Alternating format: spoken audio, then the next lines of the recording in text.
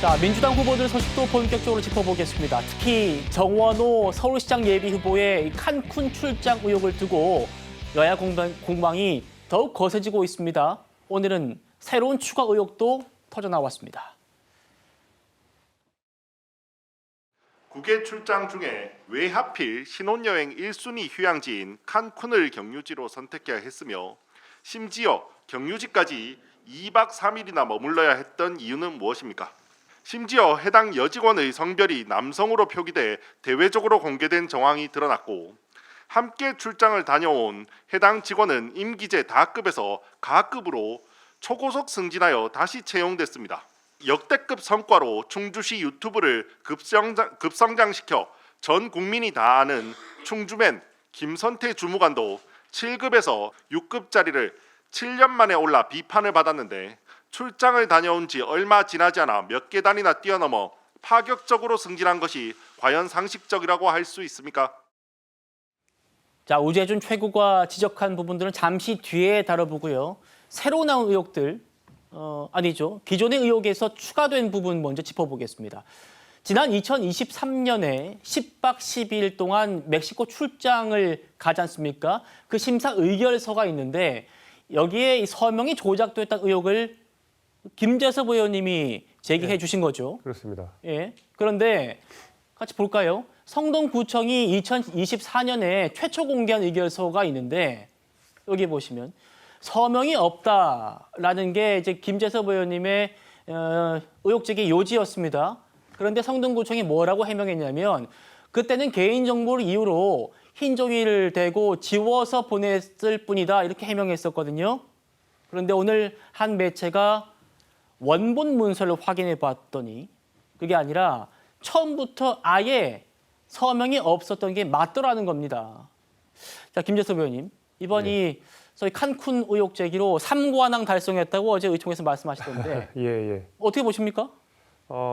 그 전까지 예를 들면 뭐 얼마를 썼다, 뭐 칸쿤을 다녀왔다 이거는 우리가 도덕적인 문제 내지는 뭐 공직자로서의 자질의 문제로 제가 비판을 할 수가 있겠습니다만은 이번 서류 조작 의혹은 이건 사실 어떤 도덕적인 윤리적인 정치인의 자세 이런 것이 아니라 형사적인 문제입니다. 그러니까 법적인 처벌을 받을 수 있는 문제인 거거든요. 그러니까 공문서를 사후에 위조했다라고 하는 것은 이거는 있을 수가 없는 일인데 지금 정황을 보니 이 위조한 정황이 지금 상당히 드러나고 있는 그런 상황입니다. 예. 근데 성동구청이 여기서 왜인지 모르겠지만 원래 있었다고 거짓말을 해요. 그 거짓말이 실제로 드러났습니다. 지금 우리가 영상 자료에서 보다시피 전혀 서명이 없는 상태였거든요. 그럼 이걸 다시 이야기하면 저 서명이 없는 서류만 우리가 봤을 때에 정원호 전 구청장은 당시에 칸쿤 출장을 다녀온 이후에 그 이후에 서류에 이 심사위원들이 서명을 했다라는 이야기가 되는 것이거든요. 네. 이건 굉장히 심각한 일인 것이죠.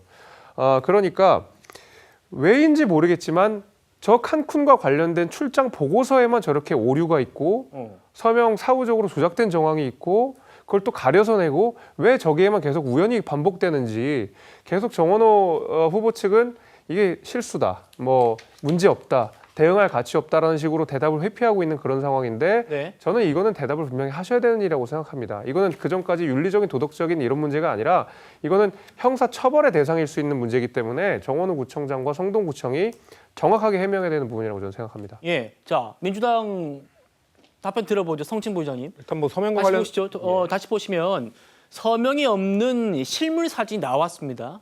그러니까 오늘 매일신문이 공개를 했죠. 이 사진 나왔으면 성동구청에서 해명을 해야죠. 그건 우리는 이 가려서 냈다라는 게 최초 해명이었는데 그 해명이 지금 사실이 아닌 걸로 드러나는 거지 않습니까? 추가 해명을 못 하고 있긴 합니다.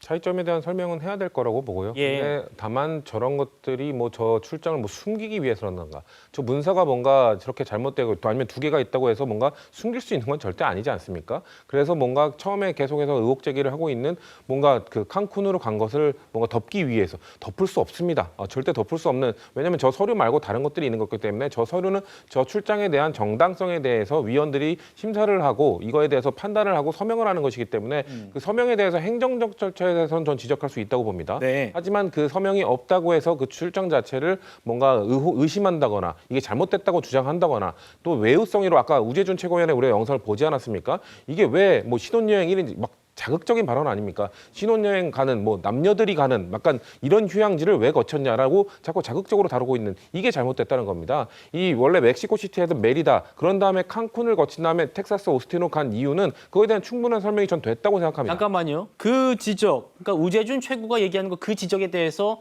정원 후보 본인이 얘기한 게 있습니다. 듣고 제가 한 번 더 여쭤보죠. 단둘이가 아니고요. 공무 출장 단에서 많게는 11명, 뭐 중간에 좀 빠지면 한 8명, 뭐 이런 정도가 늘 그 일정을 같이 했습니다. 그 직원은 그 실무를 총괄하는 직원이었습니다. 실무 담당. 해단을 하기 위해서 네. 이제 경유지로서 칸쿤이 그렇습니다. 됐고 그렇죠. 2박 3일이라고 하는데 밤에 도착했다가 그 다음 날 하루 회단식하고 회의하고 하고 그 다음 오전에 새벽부터 오전부터 쭉 다 흩어집니다. 공항으로. 그러니까 실제로 2박 3일이 아니고 하루 있었던 거죠. 그걸 악의적으로 그렇게 얘기를 해서 참 내가 자, 그렇죠. 저 내용이 이제 성친 부의장의 말씀과 맥락이 같은 얘기인데, 저희가 멕시코 출장에 동행했던 분을 또 통화를 해봤더니요.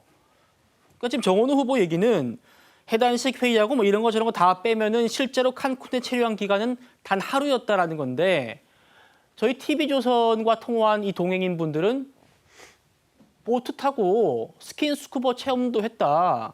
이런 증언을 내놓고 있지 않습니까? 그렇습니다. 지금 이 동행했던 사람들 거기서 제가 말씀드린 멕시코시티 그리고 메리다 그런 다음에 칸쿤을 거쳐서 귀국한 사람들이 다수고요. 네. 정원호 구청장은 처음에 있었던 멕시코시티와 메리다 일정 그리고 텍사스 오스틴 일정까지가 성동구 본인의 구청장으로서 본인 혼자 수행하는 또 임무 중에 그 출장 일정 중에 하나입니다.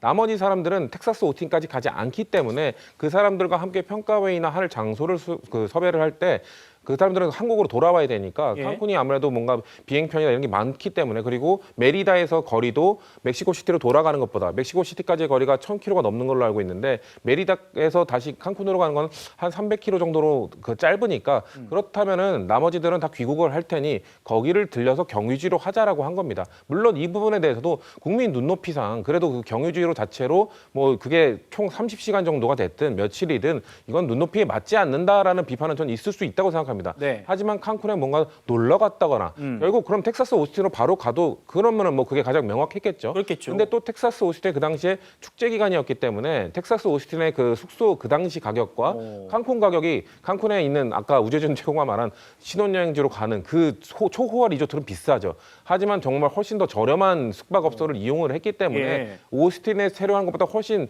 비용을 적게 들여서 갔다는 점은 지적을 하고 싶고요. 예. 그런 부분에 대해서 눈높이에 맞지 않은 좀 더 공무원으로서 좀 더 명확한 이런 것들, 좀 더 눈높이에 맞는 일정을 했어야 된다는 비판은 전 수용해야 됩니다만 외유성이라고 주장하는 건 너무 과하다는 말씀을 드립니다. 알겠습니다.